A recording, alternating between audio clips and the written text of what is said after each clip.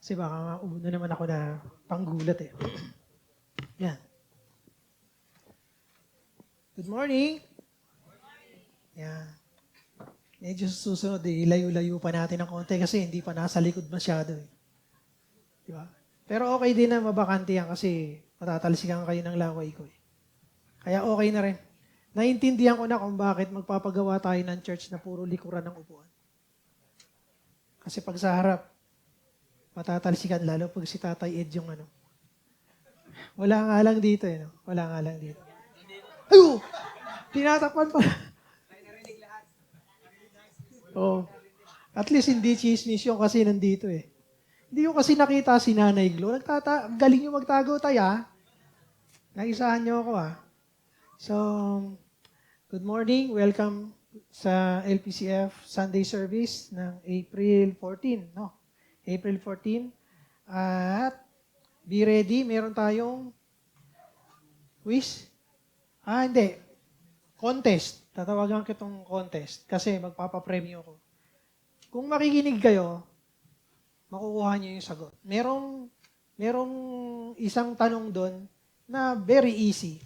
3 question, pero yung first supposed to be, dapat masagutan nyo. Okay? Yung second 2 questions more, ang hint doon ay parallel verses. So, training to para sa lahat, lalong-lalo na dun sa mga preachers. And future preachers. Na ma-practice yung kaalaman natin sa salita ng Diyos. Tsaka, lagi kayong nakakontakt sa banal na spirito na sinasabi niya sa inyo kung ano yung mga pwedeng sabihin at tsaka parallel verses ng ating mga dinidiscuss. Okay? So, yun yung purpose ng contest na to. So, dapat hindi lang ngayon nyo practicein dahil may premyo. So, bibigyan ko ng premyo na 500 kung makakasagot na makakuha yung dalawa. Yung, halimbawa, 2 parallel verses, pag nakuha mo yon plus yung unang tanong, okay? Unang tanong, tsaka yung 2 parallel verses, gagawin kong 1,000. Pero kung 2 lang, at tsaka yung unang sagot, bali 2 lang yung masasagot mo, 500. Kasi medyo mahirap yung ikatlong parallel verse. Hirap naman. Kasi kailangan yung mag-jive yung spirit mo, tsaka yung spirit ng Panginoon. Kung ano yung mga naipon na salita ng Diyos na pwedeng ipaalala sa'yo doon sa mga discussions natin. So kung magpe-pay attention ka, hindi magiging mahirap yung tanong. Okay? Yung sagot sa tanong. Ang hindi ko lang sure masyado on how we do this. Ano ba? Paunahan ng taas ng kamay? O gusto nyong malaman yung number ko, ite-text nyo? Paunahan? Kasi siyempre kung sino maunang mag-text sa akin, yun ang babasahin ko, di ba? So, wala kayong cellphone? At sa kotse? May mga notebook ba kayo? Notes? Mag-notes kayo, tapos makinig kayong maigi. So, ibig sabihin, huwag kayong magsasalita, huwag niyong kwentuhan yung katabi niyo. Kasi hindi niyo mapipikap, hindi pwedeng tulungan to, ha? Huy, ano kaya sagot sa number 1? Hati tayo pagka ganon. Alam ko na mga nasa isip niyo, lang magudin to. Ha? Makinig kayo, kailangan solo-solo lang to, walang group effort para makuha niyo yung sagot. Okay? Hindi team building to. Team solo ngayon tayo, team solo. Okay? Okay ba yung laban na yon? Pag nakuha mo yung 2, first and second question, 500. Pero paunahan, isa lang ang magiging winner. Pag nakuha mo yung 3, gagawin kong 1,000. Kumbaga may bonus. Pero halimbawa, nauna ka nagtaas, 2 lang ang nasagot mo. May nagtaas ng kamay, 3 sagot, tumama. Kaso nga lang, syempre, pagka sinabi mo na yung sagot mo dun sa first and second question, yung kasunod na magtataas ng kamay, gagayahin lang yung 2, yung 3rd lang yung totoong ano.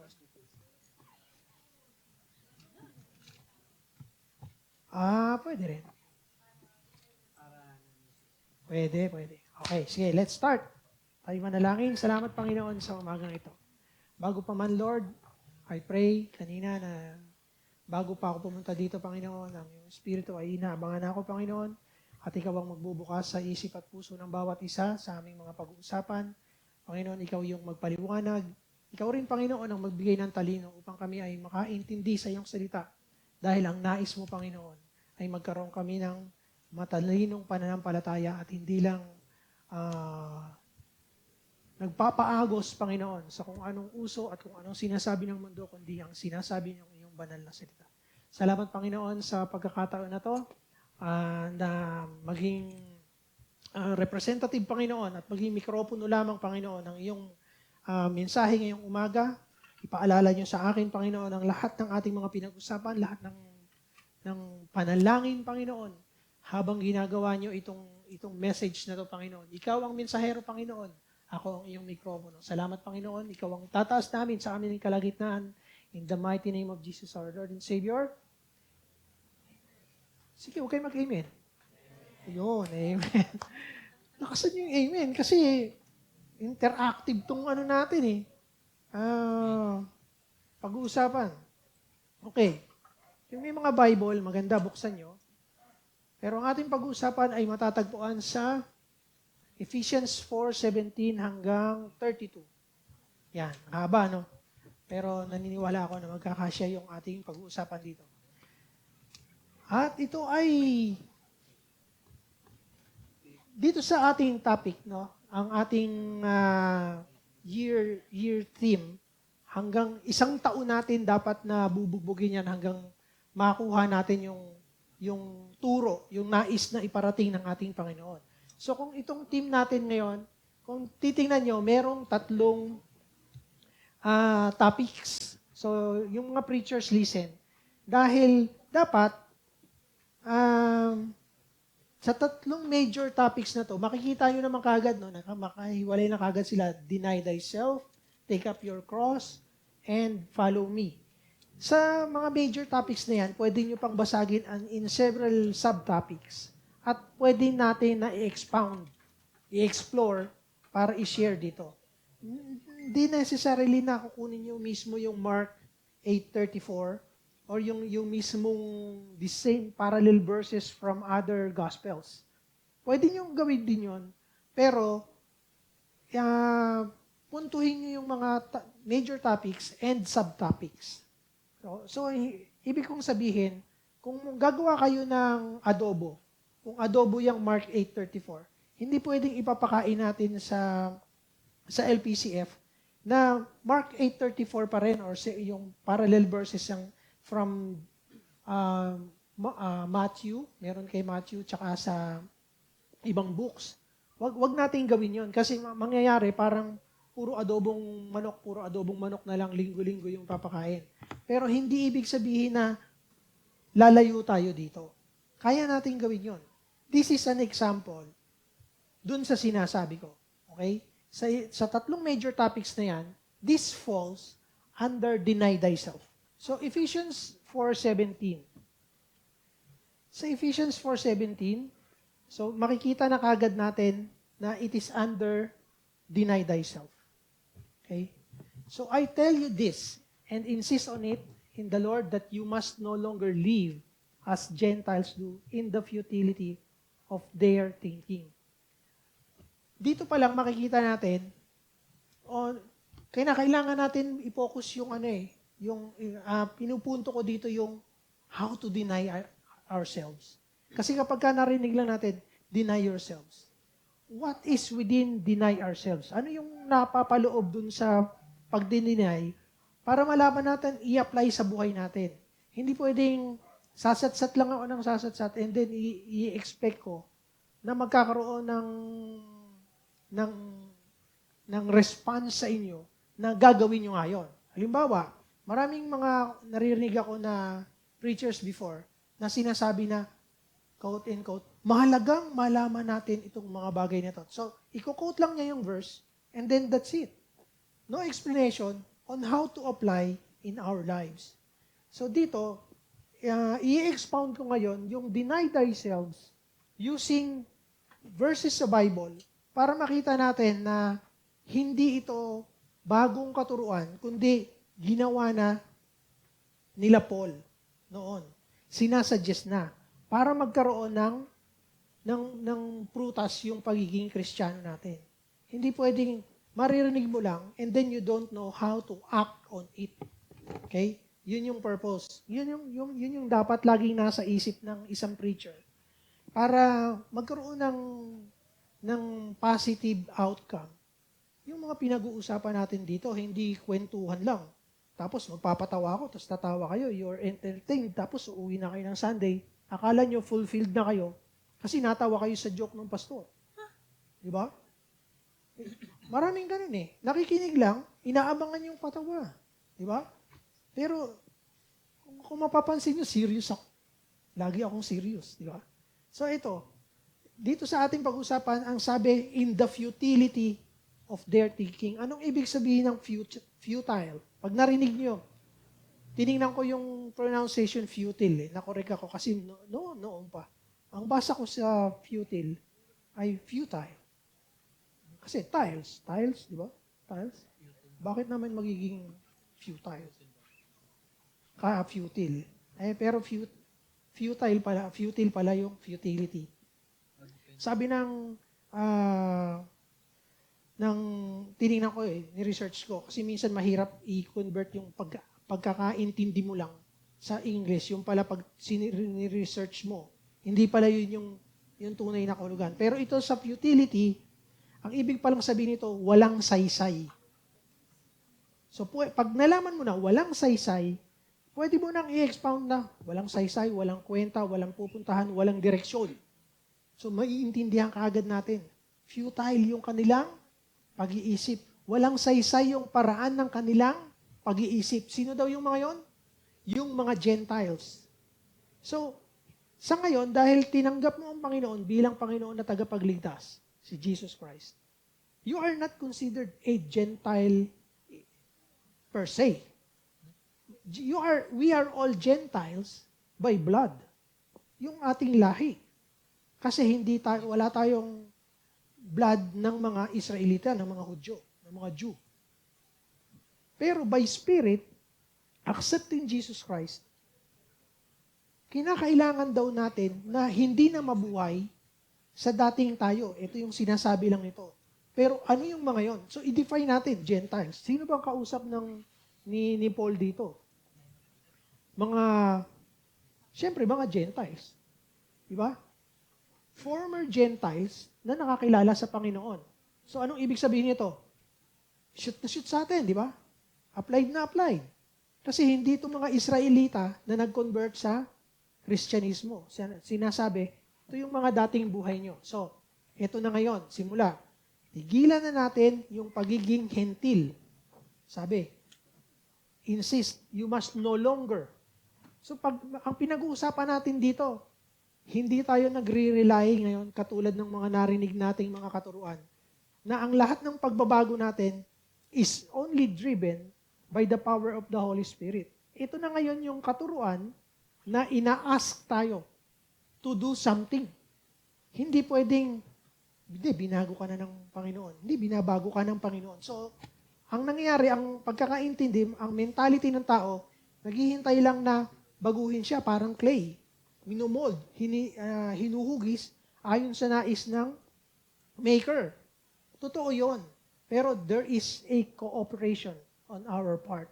Hindi pwedeng, kung napapansin nyo, hindi bastos yung Diyos natin. Hindi tayo imomold ayon sa gusto niya nang wala nating pahintulot. Saliksikin nyo ang Bible. Hindi tayo babaguhin ng Panginoon ayon sa nais niya nang wala tayong pahintulot.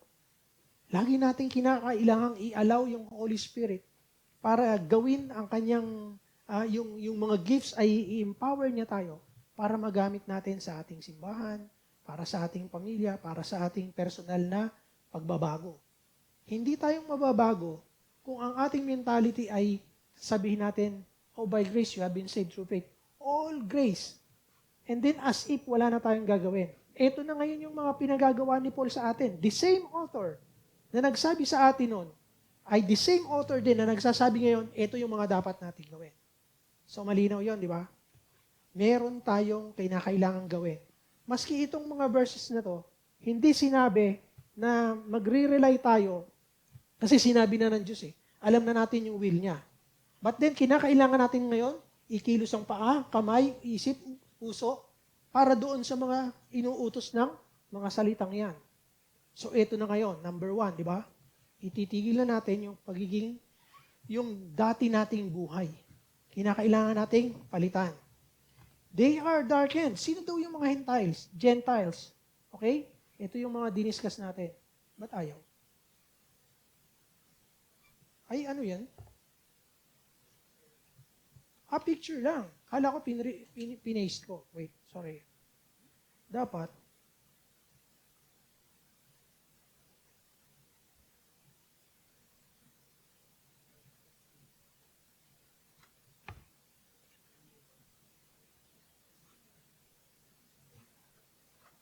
kasi,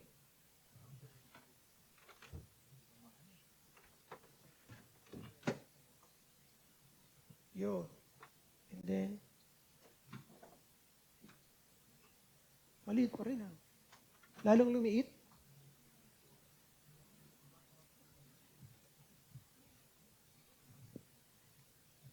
Di ko kasi pinractice eh. Dada lang tayo uli sa picture. Para mas madali nyo makita.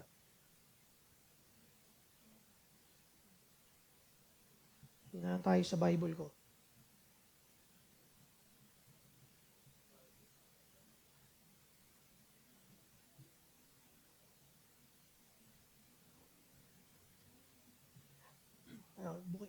Ito ngayon, bakit Tagalog?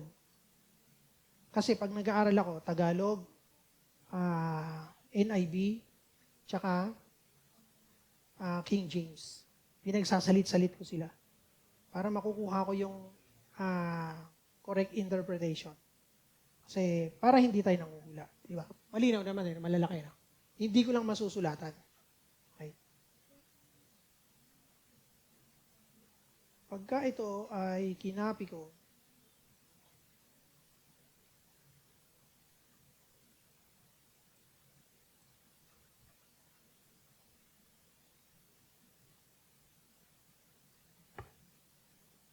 meron ba akong isang paraan?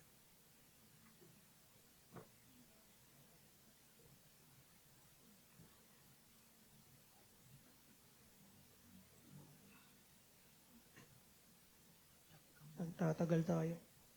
Mamaya na lang ako magsusulat. Ang sabi, kung ano daw yung mga Gentiles.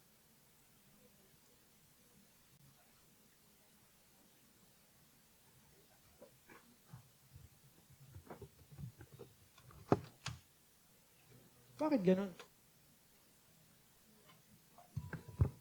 Okay. Talino ko. Gets ko na. Insert image.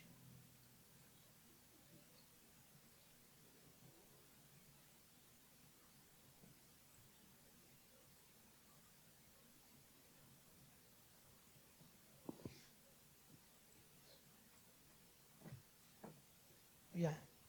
Pwede na yan, di ba? Okay. Pwede na tayo magsulat. Ito yung mga pinag-usapan natin. Okay? So, sino daw yung mga hintil? So, ito ay tayo. So, ngayon, ano daw sila sa 18? Ito na yung pinag-uusapan natin. 18. How do they live? Itong mga ano na to, how do they live? Nilalagyan ko ng mga tanong para mas maunawaan natin kung ano yung mga ang mga dinidiscuss. Ang sabi dyan, number 1, they have no understanding. No understanding. Wala sila, yung pang-intindi nila ay darkened. So, tayo naman lahat nakaranas na pag pinatay yung ilaw, wala kang makita. So, yun yung description dito. They are darkened in their understanding. So makikita nyo kagad na, kaya pala, walang saysay yung kanilang paraan ng pag-iisip. Kasi wala silang pang-intindi. Mamaya, meron akong sasabihin sa inyo, kung ang lahat ba ng mga hindi nakakaintindi, at saka mamaya, ang ano natin ay mayroong word dyan na ignorant, are they liable sa kaparusahan ng Diyos? So isipin natin yun. Kung hindi ka nakakaintindi and you are ignorant, baka there must be an exemption. Diba? There must be an exemption. Pero nakikita natin dito na ang description, wala silang pang-intindi. And number 2, they are separated from, so ito number 1, ito yung number 2, they are separated from the life of God. They are separated. Saan daw? From the life of God. So kung iisipan natin, may buhay ang Diyos, may tinatahak na buhay ang Diyos, hindi sila kasama. Hindi sila kasama. O, tandaan natin itong mga Gentiles nito, tayo yan before. Okay? Tayo yan before. So para sa atin to, yung pag-uusap nito para sa atin. And tinuturo sa atin ngayon, kung ipinakikita nung author, kung ano tayo before. Kung ano tayo before. So ito daw yun. Madilim ang pag-iisip at hiwalay sa buhay ng Diyos. Naintindihan nyo ba yung hiwalay na buhay? Kung ano yung feeling, dapat maintindihan natin kung ano yung para mas maintindihan natin minsan, kailangan malaman natin at maranasan kung ano yung feeling. So magkakaroon tayo ng idea na ganun pala yung ibig sabihin ng separate lives. Pag naririnig ko yung word na separate lives, naalala ko yung kanta ni Phil Collins, Separate Lives. Pero ito ngayon yung separate lives. Yung sa isang mag-asawa, kapag sila ay nag-divorce o naghiwalay, they have their lives, their own lives, separate lives.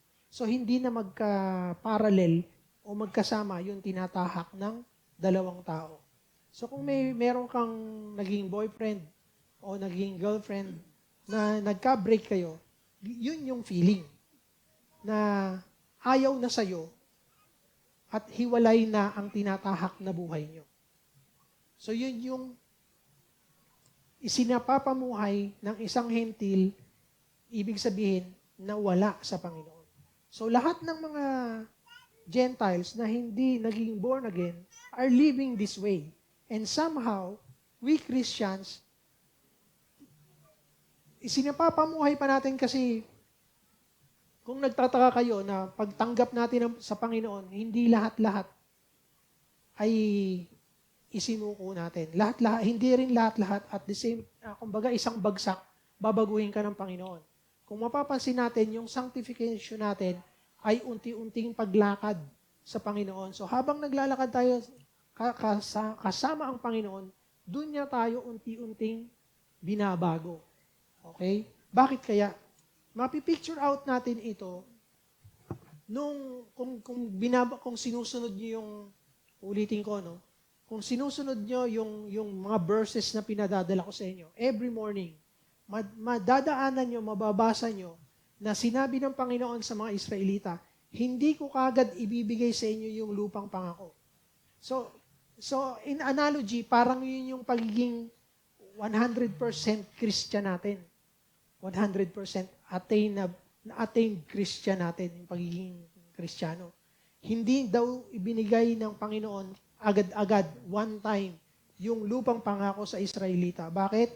Kasi hindi kayang mabuhay pa ng Israelita doon sa bayan na yon. Sabi, yung wild beast daw ay sobrang dadami. So kung hindi nila kayang i-manage pa yung lupa. So, unti-unti lang. So, kung mapapansin natin, tayo, unti-unti rin tayong tinatanggalan ng buntot, tinatanggalan ng kaliskis, no? Yung mga kaliskis natin, yung hasang, tinatanggal yung pagiging dragon natin, no? Yung sungay, eto may sungay ka dito, ngayon ko tatanggalin yan.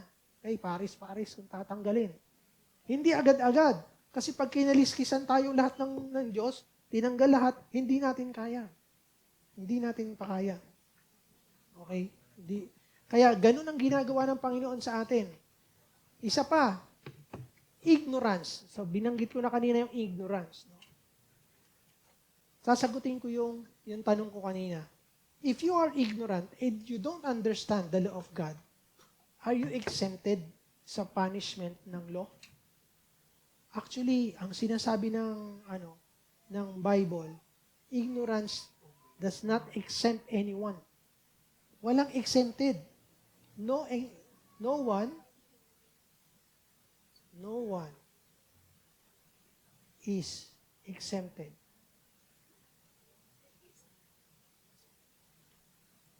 To the law. Maski ikaw ay ignorant pa. So, lahat tayong mananagot sa ayaw at sa gusto natin. So, mabuti pang sumunod na deny yourself. Ito na yung isang paraan on how to deny. Okay? Ito, verse 19. Having lost sensitivity. Dito na tayo, ha? Hardening of the hearts. Hardened hearts, 3. 3. Ito ay 4. So, makikita nyo, kung isusulat natin ng mas maganda-ganda, mas madali sana. Okay? Nakikita nyo agad.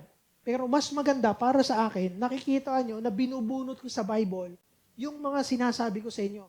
Kung may enumerate ako, kung ano-ano yung mga paraan ng pamumuhay ng isang hentil, ito nandito na agad.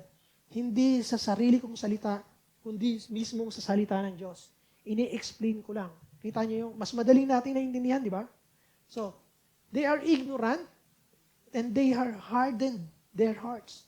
Sino ang nag-harden ng hearts nila? Sila mismo. Ito yung mga paraan na nagkakakalyo na dahil sa katigasan ng ulo. Hindi sumusunod. Ayaw magbago. Di ba? Ayaw magbago. Hindi mo pwedeng sabihin na, hindi ako magising talaga ng maaga Hindi kasi, basahin mo dito. Magfo-fall ka dyan. Isa sa mga yan. Kapag ka lagi mo, ayoko mo. Kasi sa pagtatrabaho, ayoko kasi na kung ano-ano binibigay sa akin. Gusto ko lang gawin. Hindi pwede yun. Magfo-fall ka dyan. Ayaw magtrabaho talaga. Sinasabihan ng magulang, maghanap ka ng trabaho. O ano kaya sinasabihan ng magulang, mag-aaral kang mabuti. Sa palagay nyo ba, kids, pag nag-aaral kayo ng mabuti, yung magulang mo yung tatalino. Baka nag-aaral lang mabuti yung mga anak ko. Nagiging doktor ako. Kasi nagiging doktor na si Jet. Di ba hindi naman? Mag-aaral siya para sa kanya yun. Bibigyan kita ng tuition, mag-aaral ka, para sa iyo yun. Pero dahil sa katigasan at katamaran, ang ginagawa ko, kids, ML yan. Bumili ang suka. Mamaya na. Wait. Ay, adobong mo ngayon, walang suka. Ano lasa ngayon ng adobo ng nanay mo?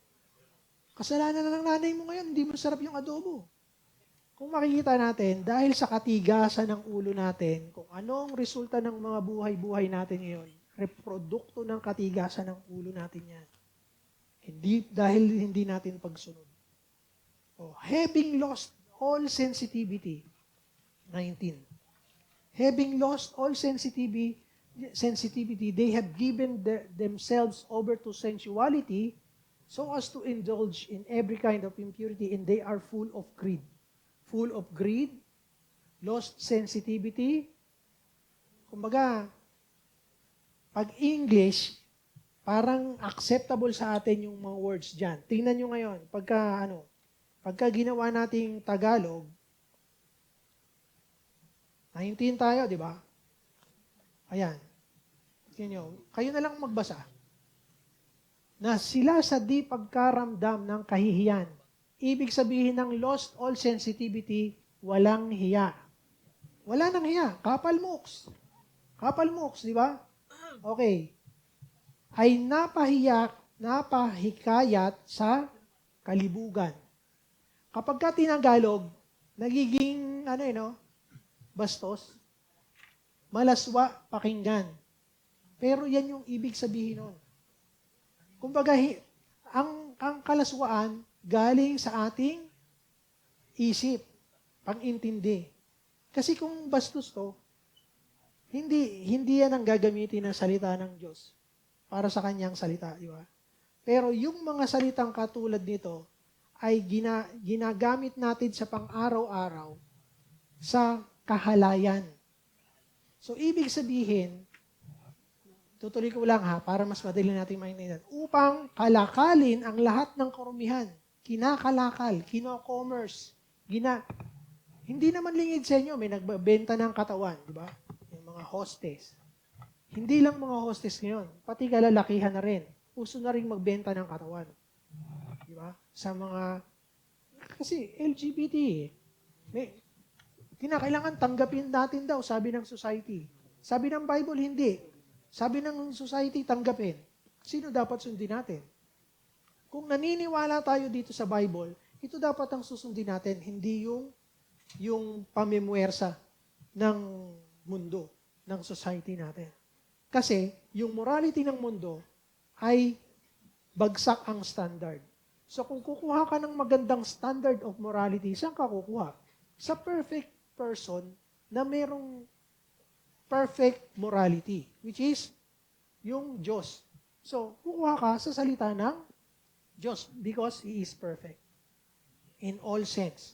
So, kung kukuha ka ng standard of morality, kukuha ka dito sa Holy Scripture.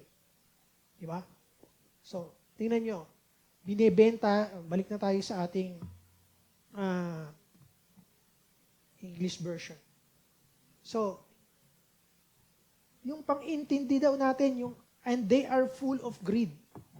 They are full of greed and every kind of impurity. So, nabubuhay sila ng mahalay at lahat ay ganid. Yun ang ibig sabihin ng greedy. Greed. So, kung greedy, kung mapapansin nyo, sinulat ko dito number 5 to eh. Number 5. Itong part na to, number 5. Ito yung number 6. At itong number 5, nabubuhay, ang lifestyle nila ay lewd lifestyle. L-E-W-D. Ang ibig sabihin nun ay mahalay na pamumuhay. Look around sa ating society ngayon. Kung gaano nakalaswa yung paraan ng pag-iisip at yung acceptance ng society sa kalaswaan. Ang taas na ng tolerance. Ang taas na ng tolerance. Kumbaga, na-normalize na yung mga hindi accepted ng salita ng Diyos. Normal na lang. Makikita natin na magka-holding hands yung dalawang babae tsaka dalawang babae, parehas. Hindi lang best friend yan. Nung panahon namin, yung magka-holding hands ng babae, magbe-best friend lang eh. Diba? Naglalakad lang. At wala kang makikitang nag-holding hands na lalaki. Pagtatawanan ka, sa probinsya lang ginagawa yon, magkaka-holding hands. Pero dito sa Maynila, pag nakita, tingin na kagad ng mga kalakihan. Pagtatawanan na kagad yun. Kasi hindi accepted. Pero ngayon, hindi lang. Magka-abrisyete, nag-smooching pa sa Mega Mall. Munti kong mabatukan, akala ko, anak ko, napigil ko lang sarili ko. Oh. Kasi nga, nenormalize na ng society natin, ng mundo. At akala nila, kailangan natin lang i-respect yung choices nila. Yes, sige, choices niya. But this I tell you, dadating yung panahon, ang sabi, lahat ng sinabi at lahat ng ginawa natin ay ipagsusulit natin, pagharap natin sa ating Maker. Pagsusulit natin lahat yan. So, para walang debate, edi, if they are asking for your opinion, this is my opinion, that is wrong. Pero kung wala, hindi ko pwedeng sabihin na mali yan. I'm not asking for your opinion. And they didn't even know it that they don't believe in God of the Bible. Kasi if they did believe, dapat susundin nila yung sinasabi nyo. O, deny yourself, di ba? Ito yung mga batas ng Panginoon. Salita niya. If they truly believe dun sa Diyos na sinasabi ng Bible na to, dapat sumunod sila. Hindi yung pipiliin nila, ito, this is for me, this is for me. These verses of the Bible respects my feelings. Yun lang. Pero hindi yun ang sinabi ng Diyos. Paano kung, halimbawa yung mga sinabi ng Panginoon, lately lang na nabasa ko, yung mga hindi sumusunod, kapitan nyo sila, dalhin sila sa plaza. At sabihin sa mga elders, etong anak ko matigas ang ulo, hindi susunod sa akin. Ang gagawin, babatuhin hanggang mamatay. O, imagine niyo ngayon kung may anak na kayo na matigas ang ulo, dadalhin niyo ron. Babatuhin ng society para mamatay. Ano ba? Malupit ba yung Diyos natin? Hindi. Ang nais ng Diyos doon ay ma-impose na ma-purge yung lahat ng evil sa society at magkaroon tayo ng concern sa lahat dahil ang sabi niya, if they heard of it, they will not do it again. So yung mga makakarinig, hindi na ulitin yun. Yung matitigas ang ulo na anak, pagka nakakita sila ng example na, yun ang tigas ng ulo. Anong ginawa nun? Hindi lang bumili ng suka. Grabe naman. Di ba? Hindi lang bumili ng suka, dinala ng tatay niya sa plaza, pinagbabato, patay. Ako. O ngayon, pag sinabihan ng nanay niya siguro, baka sit-sit pa lang, psst! Ha? Ano yun? Ano bibili suka? Di ba? Ang bilis mo na kaagad, nagmamadali ka na kaagad. Yun lang ang ibig sabihin ng Panginoon doon. Hindi malupitan Diyos natin na kumbaga parang metropolis na anytime na magkamali ka, katoink. Hindi yun. May purpose lagi. May purpose. So, wag tayo magalit sa Diyos kapag nung ginawa niya yun during the Old Testament kasi may purpose siya. Tingnan tayo. Transition. However, transition na tayo. Ito na ngayon yung mga nakita na natin. Kumbaga, okay, hindi ko na sabi yung full of greed. Sakim. Saan sakim ang mga tao? Sa kapangyarihan, sa pera, narinig ko. Pero alam niyo kung ano yung three greatest motivation ng kasalanan sa mundo. It is sex, halayan, di ba? Ito yung mga tinutukoy nitong greed na to. Number 1, sex. 2, money. And 3, power. Narinig ko. Very nice. May nakakaintindi. Itong tatlong to, ang nagdadrive sa mundong ito para kung ano yung ginagawa ng lahat. Maliban sa lahat ng may pag-iisip ng Diyos. Kasi itong mga to, hindi ito ang nagdadrive sa atin. Or else, like for example, money. If that is the driving force sa buhay mo, hindi ka makakapag-tithes. So I don't believe na mayroong tunay na Kristiyano na nagmamahal sa Diyos and at the same time, tight sa money. Sabi, you can only love one. You cannot love God and mammon. Mammon. So, yung mammon is money. So, ito yung mga nagdadrive. Ito yung nagbibigay ng inspiration sa mundong ito para kumilos, para magtrabaho, para magkaroon ng kotse, magpaganda. Dire mo, unnatural na. Pango ako. Diba? Sa sobrang gusto niyong magpaganda, magpapalagay ng ilong. Nung tumangos na, hindi bagay ang baba ko sa ilong ko. So pag magpapalagay ng baba, naku, sumobra naman. Pabawasan ko naman yung panga ko. Diba? Nung nagkaroon nagbawasan na yung panga, naku, sumobra naman yata. So, kinakailangan ko namang habulin ng noo ko. Papataw ka ng noo. So, nakikita nyo, saan pang po-fall yun? Sa sex. Kaya tayo if you, see, maraming psychologists dito eh. Diba? Mga graduate ng psychology, BS Psychology. This will fall, yung pagpapaganda natin, it is because we want everyone to be attracted to us. Eh, ano yung bakit natin gustong ma-attract yung iba? It's because of sexuality. Nais nating maging maganda. Although, maring i-contest nyo yung sinasabi ko, no, i-debate nyo. No, we just wanted to be presentable. Yes, that's true. Pero we are talking about kung ano yung greed. No? We're not talking about yung decency. Diba? Pero, if you are beautiful na, ang sabi ng Panginoon, when He made the world, wala siyang sinabi na nung ginawa niya na yung tao ay mali. Diba? Nung ginawa niya tayo, ang sabi niya, I saw you even when you were in the womb. Pero never sinabi ng salita ng Diyos na ay mali. Diba? Ay, napasobra ilong. Ay, Di ba? Walang sinabi ang Diyos na gano'n. Ang sabi niya during creation, and it was good. So, ibig sabihin, habang hinahayaan ng Panginoon na mabuo tayo sa sinapupunan ng mga nanay natin, paglabas natin, it was good. It is good. You are beautiful. Diba? Yung ano lang, yung fine-tuning lang ng mata natin, na ituro ng society, which one is pretty, which one is good-looking, which one is bad. So, nandoon na tayo. Paano pa natin marireverse yun? Yun na yung naituro ng society yun. We have to work it out base sa sinasabi tuloy ng Diyos. Marami ang super insecure because of believing na hindi sila acceptable ng mga peers nila, ng mga kaibigan nila, ng mga kaidaran nila.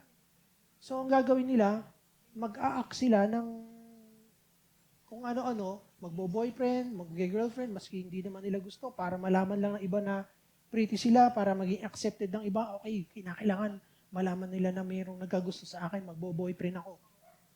Yun lang ang purpose. Diba? And that is what motivates everyone. Ang sabi, however, is not the way, hindi daw yun yung buhay, not paraan ng buhay, you learn. You learn. So ano daw ngayon, ito na yung transition on, ano tayong mga anak ng Diyos. So, ang sabi dito, you learn. Anong ginagawa natin ngayon dito? Nag-aaral tayo. You are learning something. We are learning something.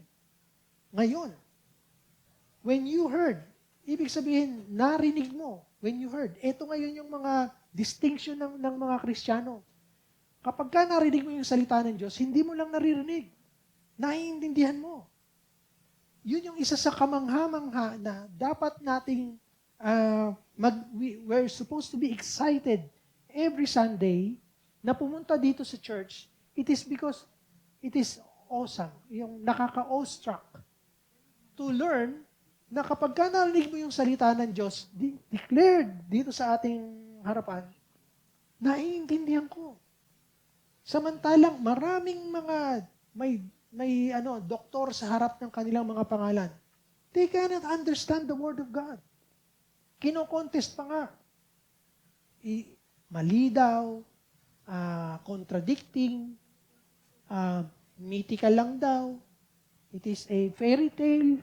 Yun yung mga masasakit na salita na binibigay ng matatalinong mundo versus dito sa Bible na pinapaniwalaan natin. Myth lang daw. M-Y-T-H, hindi M-E-A-T, myth. So, eto, we heard about Christ. We were taught, inuulit-ulit, tayo ay tinuturuan in accordance, base sa katotohanan sa Panginoong Hesus. Lahat base sa Panginoong Hesus. Tingnan nyo yung pagkaka-play out ng words sa transition natin. Okay? Transition. When you heard about Christ, narinig about Christ, Kristo is yung Messiah. When you heard about the Messiah and were taught, naturuan in Him, in accordance with the truth, sa katotohanan, sa Panginoon. Jesus. So, dito pa lang sa verses na to, sinasabi na, who is the Messiah? Kapag ka nagsabi, hindi naman si Jesus. Ito yung sabi sa Bible. Ito yung revelation kay Paul. Di ba? You were taught with regard to your former way of life. Bakit natin diniscuss yung mga nauna? Because that is your former way of life. Hindi man lahat yan ginagawa mo, pero you are a participant sa mga kasalanan na yon. Naniniwala ka ng respect sa ibang paniniwala, okay, we respect that.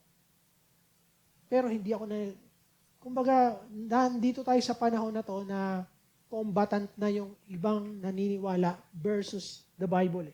Combatant. So mag-iingat tayo kasi it can go against us. Pero kung mag-aaral tayo sa matalinong paraan, madi-defend natin yung ating pananampalataya sa matalinong paraan din. Kasi nag-aaral tayo. In your former way of life, to put off Ito na yung transition, nagsisimula na tayo sa, ano tong mga to? Ito na yung body of work. Okay. Ito na yung equivalent ng deny yourself. Yan na yon. Kasi, walang ibang makakapag-put off nung mga bagay na yon. Pero ikaw yung sinasabihan dito, hindi yung katabi mo, hindi blanket, ano to na, okay, nagawa ng isa, damay na ang lahat. Hindi ganun ang Bible eh.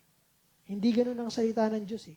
Individual, kaya nga tinatawag natin, personal Lord and Savior, Jesus Christ. Personal. Hindi yung tumanggap yung asawa mo, damay ka na. Diba? Hindi. Maski isang flesh lang kayo, dahil sinabi ng Bible, naging isa kayo. Pero personal pa rin yung relationship natin. Individual. Yung old self now, i-put off yung old self which is being corrupted by its deceitful desires. When you say deceitful, di ba na ano natin before, sa aking discussion, you can also deceive ourselves into believing something. So, mahalaga din na dapat, alam natin, kung kailan tayo hindi nagbabago tsaka nagkakaroon ng improvement sa buhay natin. Huwag tayong magsinungaling sa sarili natin, hindi, okay ako. Hindi ka rin nagbago from when we started, halos ganun ka pa rin. Kaya nga, lagi kong ini-encourage ang lahat na magkaroon ng self-evaluation from time to time. Gawin yung quarterly, gawin yung yearly, magkaroon ka ng yearly na evaluation, magkaroon ka ng monthly evaluation. Kamusta na ba yung pagsisinungaling ko? Di ba? So, alamin natin ngayon kung ano na yon yung sasabihin ng work, body of work natin to deny ourselves. Ito naman yung dapat natin gawin. Next, kasi kung sasabihin natin na uhubarin mo yung dating ikaw, dapat meron ka ring isuot. Tama? Kapag kami aalisin ka, may ipapalit yung Panginoon. Dapat may ipalit tayo. So, ano ngayon yung mga dapat nating ipalit? Okay? Ang sabi dito, to be made new in the attitude of the minds. In the attitude of the minds. What reminds you when you hear the attitude of the minds?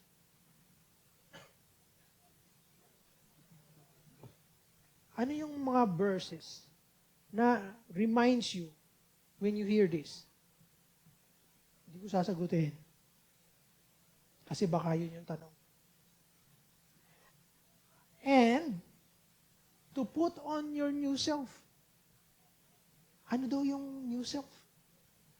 To put on your new self. Created to be like God. O, yung sabihin, created to be God. Like lang.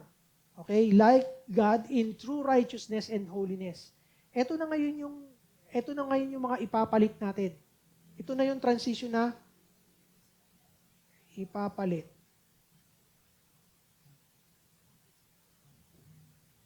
Sa luma.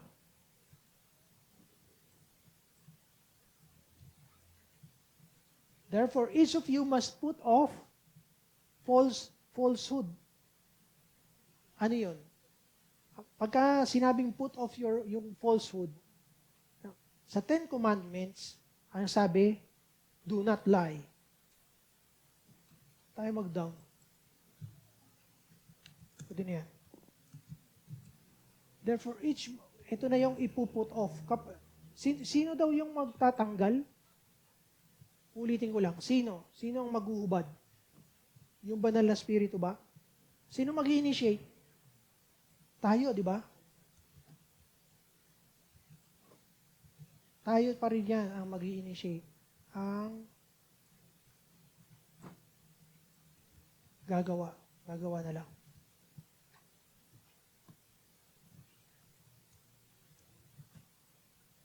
Iksi naman ang oras natin, kakainis. And to put on, eto na yung isusuot. Suot. Yung new self. Created to be like God in true righteousness and holiness. Teka lang. Parang may nakalimutan ako i-discuss. Number 3. Yung attitudes of the mind, it reminds you of the word. Pabaguhin ko. Gusto kong dagdag natin sa ano natin dito yung metanoia.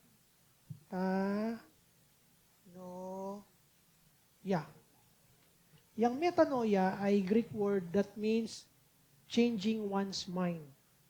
Changing one's mind. So kinakailangan daw na baguhin natin yung ating pag-iisip. Kung mapapansin natin kanina, mga pag-iisip din, yung way, yung walang saysay na pag-iisip ng mga Gentiles. So ang sabi ngayon dito sa verse 23, baguhin daw yung ating way of mind, which is metanoia, changing our minds. So, ano na naman yung verse that reminds you na parallel dito? Okay? Na parallel dyan. Maaari. Binibigyan ko na kayo ng preparation para kasi gusto ko na yun yung inaano ko yun yung gusto kong matrain sa atin na hindi lang tayo nakikinig, kundi dapat maging interactive yung way of our hearing. Hindi lang yung nakikinig tayo tapos nakakantok na. Kasi hindi ka nag-iisip, hindi interactive. Kaya napansin ko to during meetings sa mga companies. Maraming mga inaantok at nakakatulog at taglang naghihilik pa. Ganunin lang ng mga kasama. Bakit? Kasi hindi interactive yung isip nila. Hindi tumatakbo sa ayon sa pinag-uusapan. Kumbaga minsan, di ba, sino dito yung nanonood ng TV tapos mamaya lang nakakatulog na? Wala, ako lang. Kami ni kapatid. Hindi, alam nyo kung ano yung reason nun? Kasi hindi ka interesado doon sa mangyayari sa, halimbawa, lalong nakakaantok yung napanood mo na. So, alam mo na yung mangyayari.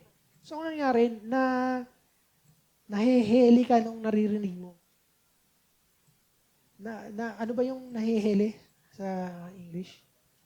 Nagiging lalabay yung naririnig mo. Inaantok ka. So, ganito rin dito, during discussions like this, kapag inaantok ka, it is because hindi interactive yung isip mo. Kasi if you are interactive, sinusundan mo, at saka sometimes you are already advanced. Ay, nabasa ko yan. Di ba? You are telling yourself, nabasa ko yan. Ay, eto yan. Eto yung mga sinasabi ng verses na yan.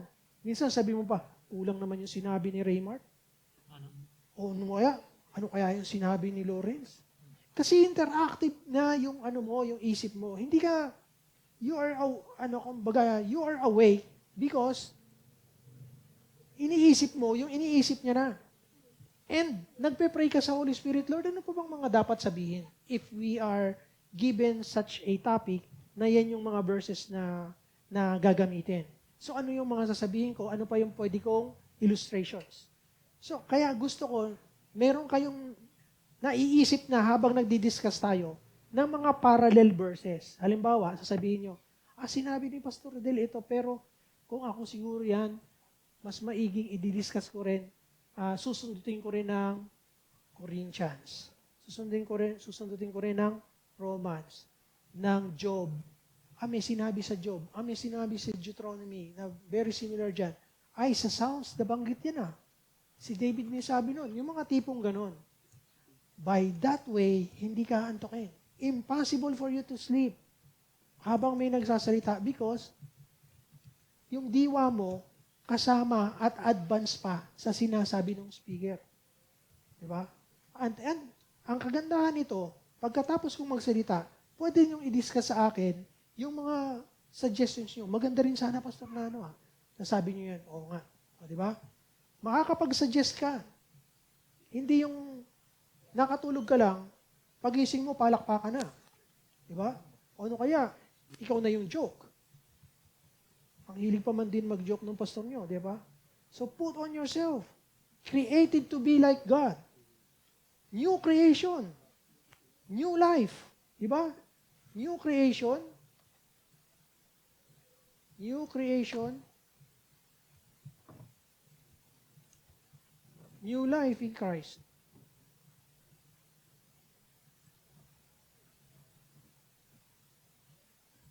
Kung totoong Bible tong sinusulatan ko, ang dumi na, no? Pero kung may Bible kayo na physical at sinulatan nyo, hindi bawal yon. Kasi Bible nyo yun. Kapag ka nabasa nyo uli yung verses na yun, maalala nyo yung mga pinagsusulat nyo, mariremind sa inyo yung discussion natin ngayon. Therefore, each of you must put off falsehood, lying, di ba? Speak truthfully. Yun din yun. To your neighbor, for we are all members of one body. Oh. In your anger, pansinin nyo to, in your anger, hindi sinabi dito na, do not be angry. Diba? Hindi niya sinabing, bawal magalit. Pero ang sabi dito, in your anger, do not sin. So ano yung mga verses na pwedeng samahan nyo dyan? Hahanapin nyo, di ba? Kung kayo ay gumagawa niya, hahanapin nyo. Si Jesus yung nung nagalit. Ibig sabihin dito, holy anger. Di ba? In your anger, do not sin.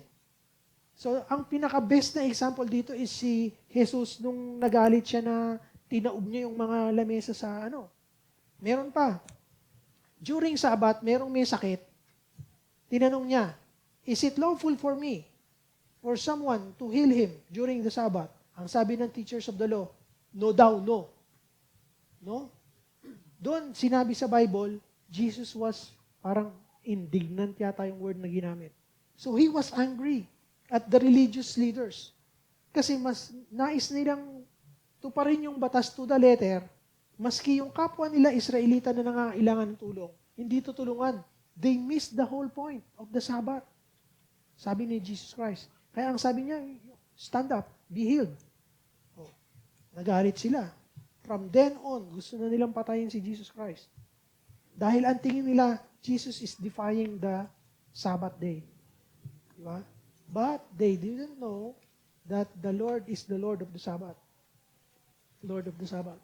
Sabi, in your anger, do not sin. Do not let, kadalasan kasi kapag nakikita natin ng Ephesians 4:26, do not let the sun go down. Ibig sabihin, overnight. Literally, hindi natin pwedeng masunod to. To be honest. Walang nagalit na overnight, hindi nagalit. Parang ang baliw nun. No. Pagising mo, kaya galit ako. Kailangan bago matulog, hindi na ako galit. Pagising mo, hello, pati na tayo. Walang ganun. Medyo naggagalit-galitan ka pa. Di ba? Pero hindi ka na masyadong galit. Pero ang galit natin nagsusubside, merong kumbaga sa pagkain may duration na mag-expire. So may expiration date yung galit natin. Hindi agad-agad yan na overnight. Hindi yan ang ibig sabihin ng don't let the sun go down. Sinasabi lang sa inyo na huwag kang manatiling galit. Okay? Huwag kang manatiling galit. Kaya pagka yung mga asawa natin, paggising galit pa rin, intindihin nyo, may expiration date. Ikaw nga, mas matagal pa galit mo, di ba? Ganun lang yun. Hindi pwedeng overnight lang pagising. Para kayong mga baliw nun. Kung panonoorin nyo lang sa movie yung sarili nyo, paano nangyari yun? Hindi na galit. Sino ba director nito? Di ba? Pagising, nakalimutan na yung galit. Oh. Kasi sabi ng director, do not let the sun go down while you're angry. Okay? Hindi ganun yun. Ito pang isang katotohanan. Kasi, let's dwell on in your anger, do not sin. 99.99%. Bago mo ma-realize na nagkakasala ka, galit ka na. Imagine niyo kung kailan kayo nagalit. At tapos, nangusap yung banal na spirit sa'yo. O today, huwag ka naman masyadong galit. Hindi ka naman dapat magalit dyan. Bago mo maisip yun, bago ka mag-reply sa bulong ng banal na spirito, nagkasala ka na. So 99.99%. Before we realize that we are sinning while we are mad, no, galit tayo, we've already sinned. I'm not telling you this para maging excuse natin. I'm telling you this para once na nandoon kayo sa situation na nagagalit ka, something reminds you of the Sunday service na you should quit being angry. Dapat pala tigilan ko na yung magalit. Kumbaga, i-suppress mo na yung galit sa puso mo. Kasi, you are already sinning. By that way, baka bago pa magtakip silim, wala na yung galit mo. So, yun yung paraan din dun. Diba? Knowing yourself. So, do not give the devil a foothold. Ibig lang sabihin nito, kapag tayo ay nagagalit, nagkakaroon ng pagkakataon yung kaaway na magkaroon something against us. If you are reading Job right now, kasi nandoon tayo sa Job, di ba? You will understand ito. It will remind you dun sa binabasa natin by giving the devil a foothold kapag tayo ay nagagalit. Si Job ba nagalit na sa Panginoon? Kanya-kanyang interpretasyon to, no? Kung paano sinasabi ni yung reklamo niya. Is he already angry? So, in my opinion, parang, kumbaga, ayokong yung salain na, kaya i-dilute yung nababasa ko. Gusto kong magkaroon ng discussion sa Panginoon, maliman o tama yung interpretation ko. Pero gusto kong meron kaming, tawag dito, interaction ng Panginoon habang binabasa ko yung Bible. Yung mga Bible commentaries are telling na hindi nagkakasala si Job pa. Si Job. But he is already upset. Diba? Ayoko sabihin angry. So, upset na siya. Because he didn't think na deserving niya yung kaparusahan sa kanya. Intindihin din natin si Job, hinahayaan ng Panginoon, ng Diyos, na parusahan gulpihin ni Satan. At hindi niya alam yun. So, ang pinagbibintangan niya, yung Diyos. Bakit mo ginagawa sa akin to? Ginagawa ko naman lang lahat ng nakaka-please sa'yo. Diba? So, kailangan natin intindihin yung nasa puso ni Job na hindi niya naiintindihan kung ano yung nangyayari sa langit. Meron bang nakakaalam sa atin kung anong nangyayari sa langit ngayon? Diba hindi? So, nalalaman ba natin kung ano yung iaalaw ng Panginoon sa atin buhay bukas, sa makalawa, next week, next year? Wala, di ba? Pero si Job ganun din. Nasa the same situation natin. Pwede siyang parusahan o pwede siyang i-test ng Panginoon. Tayo ganun din. So next. 11:30 na. Anyone who is stealing, madali lang to. Huwag ka na magnakaw, di ba? No longer. But must work doing something useful with your hands. Ito yung, madaling sabi, huwag kang tamad. Di ba? Di baling tamad, di naman pagod. Wala ka naman pera. Di ba? Hindi mo pwedeng sundin yung kasabihan ni Tado na di baling tamad, di naman pagod. Kasi, kabaliktaran yun yung sinasabi ng Bible. Dapat, meron tayong hanap buhay, may ginagawa, huwag magnakaw. When it comes to stealing, di ba nasa 10 utos din yan? Madali lang naman. Pang ilan ng stealing sa, commands? Yun yata yung 7 eh. Do not steal. Sa palagay nyo, anong pinaka-commodity na madalas nakawin yan? Pera ba? Number 1, nasa isip natin pera. Pero I think, dun sa mga honest na nagtatrabaho, we also steal time. Dahil hindi naman tayo lahat from 8 to 5, todo-todo na nagtatrabaho. Hindi. Yung 15 minutes break natin, ginagawa natin 30. Yung 1 hour break natin, sobra yung tulog natin from 12 to 1. Di ba? So, all of us, from time to time, we are guilty of stealing. Diba? Sumusobra yung ano. Ako yun yung guilt na nararamdaman ko minsan. Madalas pala, kapag ka walang project na binigay sa amin, kasi contractor ako eh. And kapag ka wala kaming project, nasa kontra ko na kinakailangan pa rin akong bayaran ng company. So, nangyayari tuloy minsan, ang ginagawa ko, natutulog na lang ako. Kasi hindi ako mag-charge. Half day tuloy ako. Kasi half day na ako naghihintay. Sabihin ko sa manager namin, is there any work? Is there anything I expect today? Ganon. Hindi sasagot. Siyempre, anong gagawin mo? Di magbabasa ka ngayon. Babasa ako ng mga libro namin.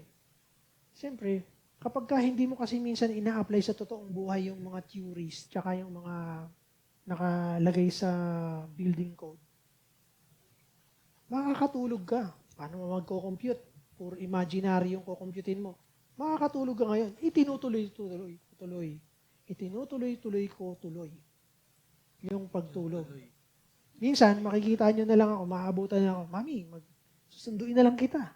Kasi nasa Unimart, sumisipag tuloy akong mag-drive pagka wala akong ginagawa. Kasi nagigilty ako na wala akong ginagawa. Pero minsan, nung kukunti na yung suswelduhin ko, sabi ko, hindi ko naman kasalanan. Diba? Di nag-charge ako. Ayan, ganun yung tinatakbo ng isip ko kapag wala kaming project na nagigilty ako. Pero nasa contract naman na dapat bayaran nila ako. Kasi exclusive ako, kumbaga yung talent ko, kumbaga parang gano'n, ay exclusive sa kanila. Hindi ako pwedeng mag-serve sa ibang company. Lalo the same type ng engineering yung ginagawa. So, hindi ako pwedeng magtrabaho sa iba. Magbi-breach ako ng contract. Pero dahil dun sa knowing that, yun naman yung nag-aalis ng guilt sa akin kapag ka nag-charge ako ng office hours. Kumbaga, wala kayong mabigay, charge ko na lang. Parang gano'n. Pero nakaka-guilty pa rin. Minsan nga, nagbasa na lang ako nagbasa ng Bible eh. Kasi ang idadahilan ko, sabi niyo, study anything. Kapag ka walang ginagawa, something. Basa ako ng Bible. Pag nakakarami na rin ako, nakakatulog pa rin ako. Kaya naka-half day pa rin. 29. Huwag niyong isipin yung katabi niyo. Do not let unwholesome talk. Ano itong napapaloob dito? Chismis. Number 1, chismis. Unwholesome talk. Number 2, cursing. Pagmumura.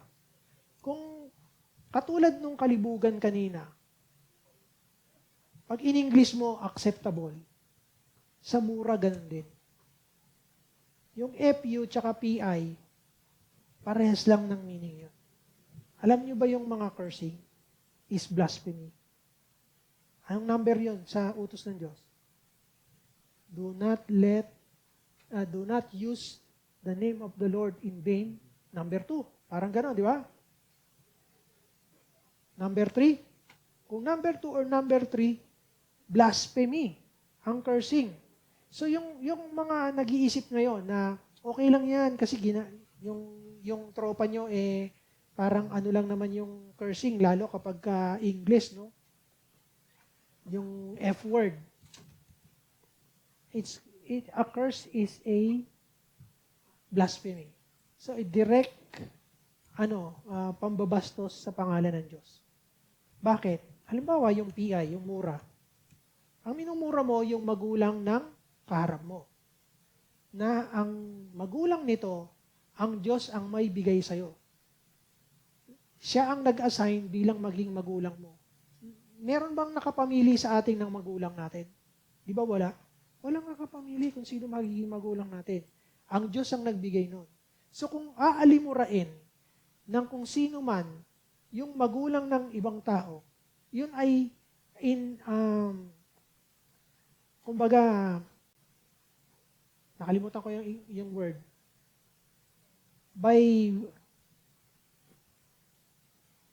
Kumbaga, indirectly, minura mo yung magulang nito indirectly, papunta lahat sa maker nung magulang na yon. Kaya naging blasphemy. Yun yung reason nun, kung ba't nagiging blasphemy yung mura. Kasi pabalik sa creator nung magulang. So kapag naging kinakasanayan lang natin, maski hindi mo mean yung pagmumura na yon, you are blaspheming God. Nagkakasala ka pa rin sa Diyos. So dapat, walang Kristiyanong nagmumura o nag-iisip man ng pagmumura. Diba? Kasi nga, nagkakasala tayo. Ang sabi, what is helpful, kaya nga dapat nag-aaral tayo ng salita ng Diyos. We should be encouraging each other, building each other's up for the benefit ng nakakarinig. Eto, do not grieve the Holy Spirit. Pagka sinabing grieve, palulungkutin, sad. Yan yung pinakamabilis nating interpretation. Kaya ba natin palungkutin yung banal na Espiritu? Yes. Every time na naniniwala kayo, lahat tayo kinakausap ng banal na Espiritu. Yes, di ba? Ako naniniwala ako doon. May mga supporting verses, like sa Job, okay? Eto dito. Ang nagsalita dito si Elihu. May 3 best friend kaya nga gusto ko, lahat tayo, sundin yung verses every morning. So, pilitin natin na mabasa natin. Kasi maraming matuturo sa atin yung sinusundan nating verses sa Bible. Ang sabi niya dito, sabi ni Elihu, may 3 siyang friend no? Si Bildad, yung 3 manguusig niya. Pero ito naman, si Elihu, ito naman yung tama ang pananaw. Galit siya kay Job, galit din siya dun sa best friend. Kasi mali yung mga sinasabi about God. So pakinggan natin yung sabi ni Elihu about God. Sabi, in a dream, in a vision of the night, when deep sleep falls on people as they slumber in beds. Hindi. Simulan natin sa 14 na nga. For God speak, now one way, now another. Ibig sabihin, magsasalita siya sa paraan na to, ngayon, pero bukas, sa ibang paraan naman. Though no one perceives it, maski hindi naririnig ng sino man, ang Diyos, nagsasalita pa rin, nangungusap pa rin sa iba-ibang paraan. Ibig sabihin yan. So, kaya sabi niya, in a dream, in a vision of the night, when deep sleep falls on people as they slumber in beds. So, sa ating mga panaginip, nangungusap ang Panginoon sa ating dreams, He may speak in the ears and terrify them with warnings. Ano yung speak in the ears? Sa ibang yan, ay whisper. Okay? So, God whispers. So, there is no distinction. God whispers. Lahat kinakausap niya.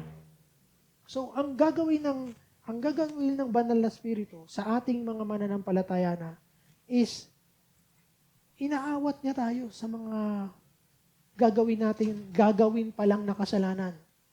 Sino dito ang hindi nakakaramdam ng tulak o whisper ng banal na Espiritu na kapag kagagawa ka na ng kasalanan, sabi niya, wag mong gawin yan. Up to the point na ginawa mo, sasabihin sa'yo, mag-sorry ka kagad. Those are the times na kapag hindi natin sinunod yung udyok ng banal na Espiritu, doon natin nagigrieve yung Holy Spirit. Kasi hindi natin sinunod. Pero kung magiging habit natin na kapag meron kang gustong gawing masama, sinunod mo, the opposite of grieving the Holy Spirit. Ito lagi kasing ginagamit na we are sealed. Ito yung verse na nagpapatunay na lagi nating kasama ang banal na Espiritu. So if you are sealed by Him, what is keeping Him from talking to you? Lagi siyang mangungusap. Bakit ko nasabing nangungusap ang banal na Espiritu? Anong sabi ni Jesus? When I come up to the Father, He will send the advocate, the Holy Spirit. I will send the Holy Spirit.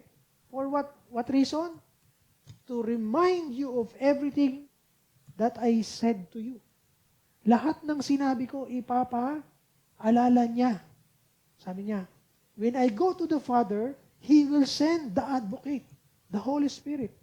to remind you. So how does He remind you? Through the Bible, reading the Bible, and sabi sa Job, He whispers sa atin.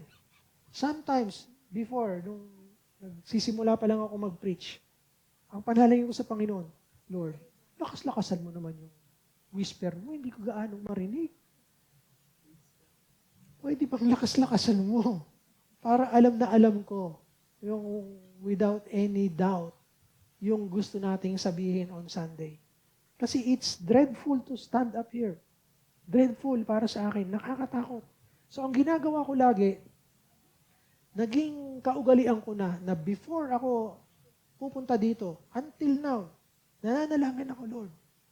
Sabi mo, maski saan ako pumunta, maski saan ako tumayo, kasama mo ako. Ang sabi mo, inaabangan mo na ako. Yun yung panahon na na-discover ko yung verse na yan sa Bible nung nasa Saipan ako. Kasi nung natatakot akong umuwi, sabi niya, na-set ko na yung future mo. Pag uwi mo, may nag-aabang na sa'yo. Before you go home, I am already there, waiting for you. So yun yung guarantee ng Panginoon sa akin. Lahat ng nag-abroad, takot umuwi. Wala kang babalikan na. Sanay ka na sa dollar. Hindi ka na babalik sa peso. Divided by 50 yung yung sahod mo. So, ang hirap asahan. Yun yung lahat, yung generally takot ng mga nag-abroad. Kasi hindi na sila sanay sa kinikitang maliit. Magiging divided by 50. Pero ako, yun ang ginamit ko. Salita ng Diyos, pinahawakan ko. Sabi, ang pangako niya sa akin, through the Bible, before you go home, I am already there. I am setting up yung trabaho mo. I am setting up your life. And before you set your foot there, I am there already waiting for you. So, ganun ang, kumbaga, di-develop natin na relasyon sa Diyos. Pag sabi niya dininay, dapat magdi-deny tayo. Kung ano yung dapat nating isusuot natin. Sealed for the day of redemption. Ano nang ibig sabihin nito? Do not grieve. Nasa sad yung It means, sad, that God cares. Diba? He cares for our life after being born again. Hindi lang yung na-born again ka, tapos okay na yun. Hindi. He still cares kung anong buhay yung ipapamuhay natin. Concerned siya sa klase ng buhay na ipapamuhay natin. Kaya nga, iniiwanan niya tayo ng mga salitang yan. Get rid of all bitterness. Ito halos pare-pares yan eh. Bitterness, yung, ano bang Tagalog ng bitterness? Kapaitan sa buhay. Kumbaga, lahat na ng kalungkutan, yun ang doon ka nakapokus. Get rid of that. Malas ko naman, kawawa naman ako. Akong pinakaabang-aba. Walang-wala na ako. Yun yung bitterness. Yung rage naman and anger, kaya sila magkasamang rage and anger. Kasi yung rage is uncontrollable anger. Rage, di ba? Road rage. Talugong ikaw, di ba? Lalabas ka. Yan yung rage. Uncontrollable na yung anger mo. Kinat mo ako, manda ka dyan. Hintayin mo ako sa kanto. Diba? Pagdating sa kanto, bababa ka. Makikipag-away ka. Rage. Yung anger, yung galit ka lang.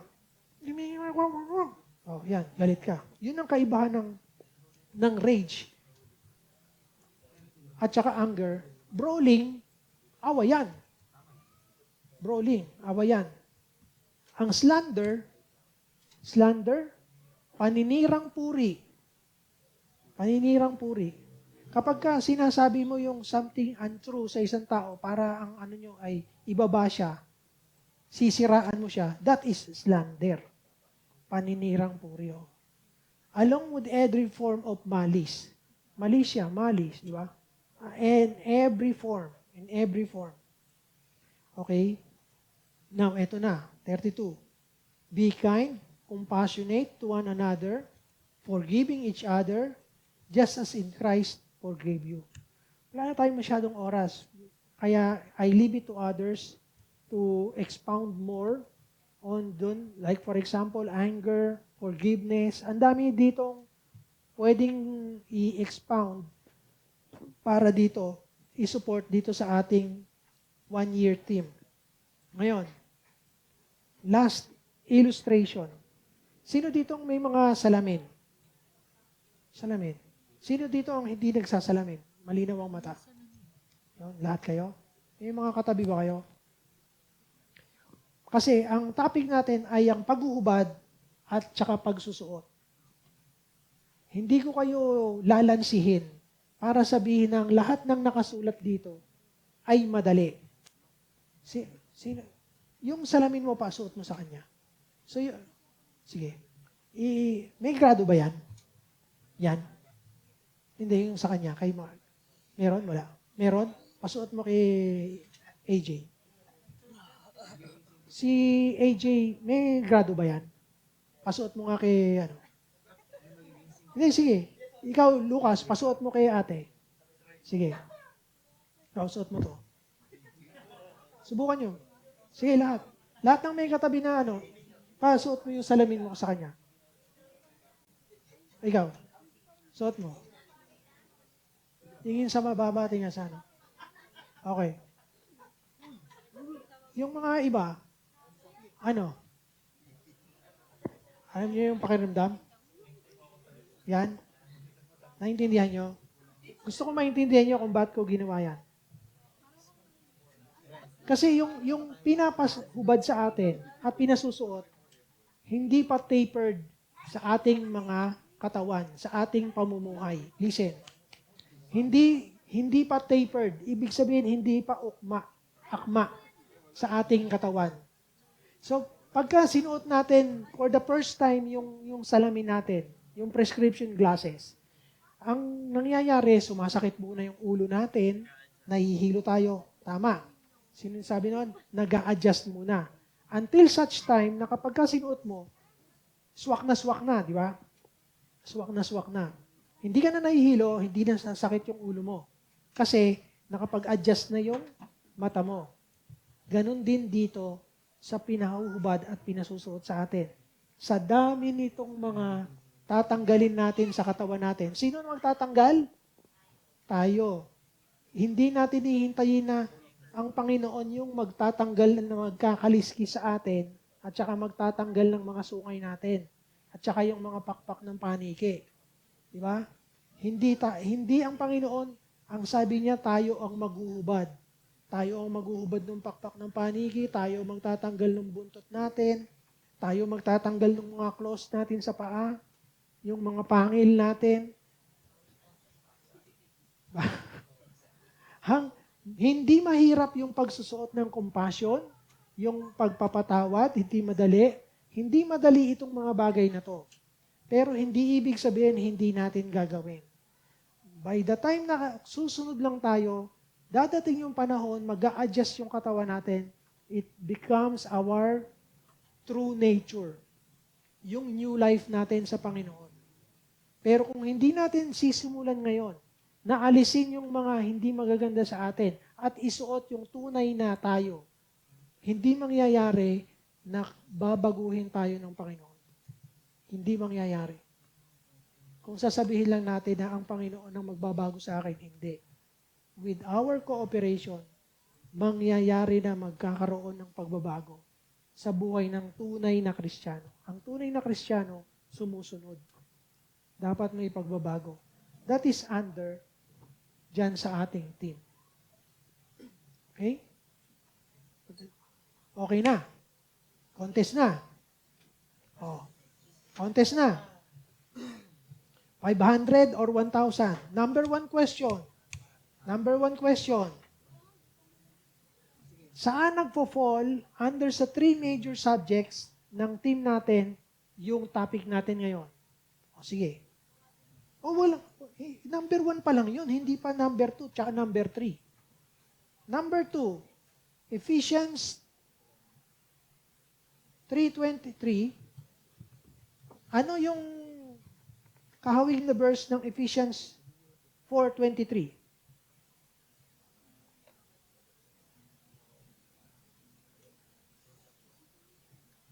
Ano yung kahawig na verse ng Ephesians 23 at saka ng 24? 23 at saka 24. Oh, hanggang alas 12 lang ha. Extended na tayo masyado. Number 1, saan nagpo-fall under the three major subtopics ang topic natin today? Saan nagpo-fall? Tingnan nyo lang, ang dali-dali, paulit-ulit mo naman sinabi. Sinulat ko pa nga. Oh. Number 2, parallel verse. Kahawig na verse ng Ephesians 4:23. 4:23, to be made new in that attitude of your minds. To be made new. Number 3, ano ang kahawig na verse ng Ephesians 4:24? And put on the new self, created to be like God in true righteousness and holiness. O, kung sino na mesa, ikaw? O, ano sagot mo?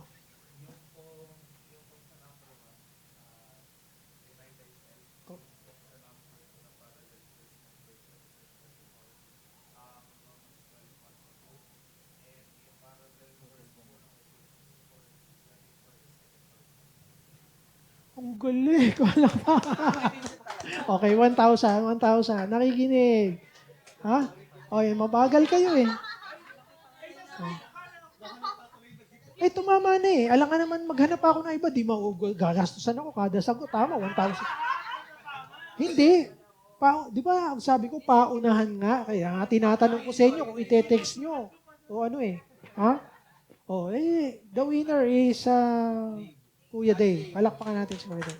Nakikinig. Aware siya, aware. Okay? So tayo. Ano? Second. Next time, makinig kayo. Okay, next time. Next time pa naman eh. So tayo ay manalangin na muna. Salamat, Panginoon, sa inyong kabutihan, Lord, na we've even extended, Panginoon, and ikaw, Panginoon, yung patuloy na mangusap sa amin, Panginoon, at patuloy na mag-explain, Lord, sa lahat ng mga bagay na to. Ikaw yung aming pupurihin, pasasalamatan lagi, Panginoon, dahil sa iyong pag-ibig sa amin, itong mga salitang iniwan mo, Panginoon, ay magiging patuloy na gabay namin sa paglakad bilang mga tunay na Kristiyano at mananampalataya mo, Panginoon. Mga disipulo mong tunay, Panginoon. Tanging sa pangalan lamang ng aming Panginoong Hesus, itong aming dalangin. Amen.